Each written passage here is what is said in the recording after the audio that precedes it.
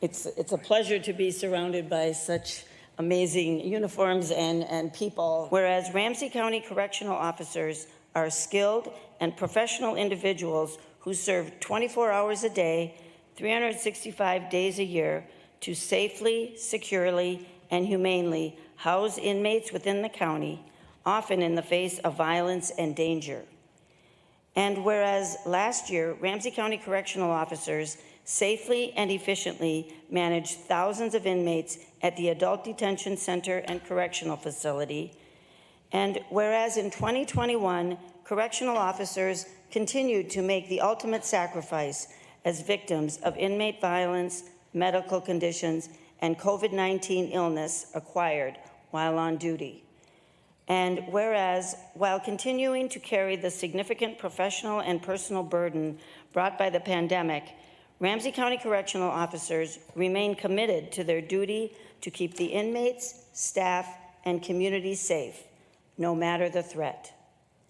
Now, therefore, be it proclaimed, the Ramsey County Board of Commissioners declares May 1st through 7th, 2022, as Correctional Officers Week in Ramsey County. It is my honor to accept this recognition on behalf of the men and women of the Ramsey County Adult Detention Center. They are a proud group of professionals who I have the honor of being their superintendent. It is a great job and made easier by their efforts. So thank you very much for this recognition. Just a couple quick comments. This is one of the toughest jobs in America. To be honest with you, I couldn't do it. I've never had to do it. I respect everyone down there. I say often that, being inside a facility, especially in a COVID protocol, your entire work shift, working a lot of overtime and housing some of the worst offenders that Ramsey County has seen is a job that very few people can really imagine how difficult that is. So I just want to say thank you to them again. I do want to thank our public health department for helping us manage COVID over the past 2 years, because I do think it's amazing how few cases we have seen, and a lot of that is because of the protocols, et cetera. I do want to ask you to think about maybe having a workshop on our jail population. And I'll forward you a letter here in the next week or so to talk about that.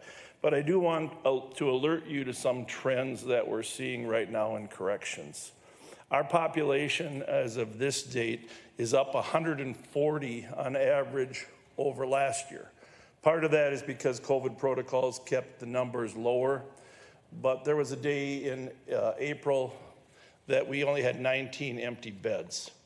So you can imagine how logistically that becomes difficult. And April is usually not nearly as high as July and August. So we do have some ideas how that could be addressed. Just to give you some perspective, we have essentially 40 individuals that have behavioral health, mental illness, chemical addiction issues that are in our custody that need special housing. Another 40 that are Rule 20, and we've discussed this Rule 20 issue that maybe shouldn't be in our facility. No one in our business really wants people with mental illness and mental health issues to be housed in our jail facility. And another 20 that are waiting to go to state facilities. So essentially we have 100 persons that really could maybe get better treatment in a different type of custodial environment than in our facility. It's no secret that the number of homicides and manslaughter has skyrocketed the last 2 years. COVID protocols in courts have delayed those trials. So we have 45 to 50 people in our facility that are there for homicide or manslaughter, which is a number that we've never seen before. So stacking up trials causes our numbers to increase as well. So I won't belabor the point. I've been working on this letter for 2 weeks now to send to you, but I thought I would be, if I didn't mention, and they're aware of the problems here. They want some help, and they want us to come to the board and get some type of discussion on how we can better address this overcrowding, because it could be a very difficult July and August if we don't make some adjustments. And we'd like to have Al's help. Frankly, the workhouse might be part of our solution in terms of housing some people in a manner that might be more humane than what's in our detention center. So I'll just leave you with that. The letter will be coming in the next week, but hopefully we can have a workshop on the topic, and be glad to stand for any questions or just step aside while you thank these people. We certainly appreciate the service of all who are in front of us. We know how difficult a job you have, and we appreciate your commitment and your dedication to ensure that all who come to us are treated with respect in our facilities.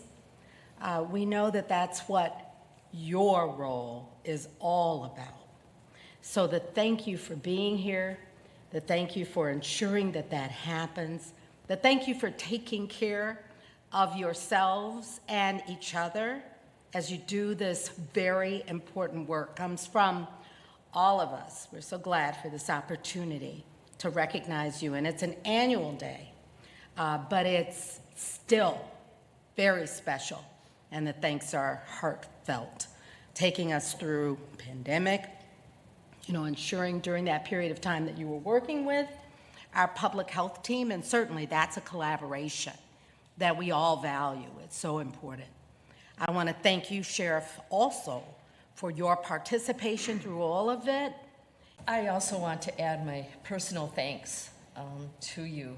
The work that you do is absolutely amazing, and it really shows the heart.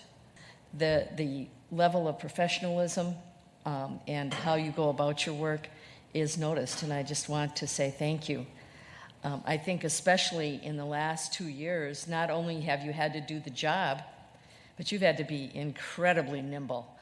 Thank you for your caring, professional service to this county and to our safety.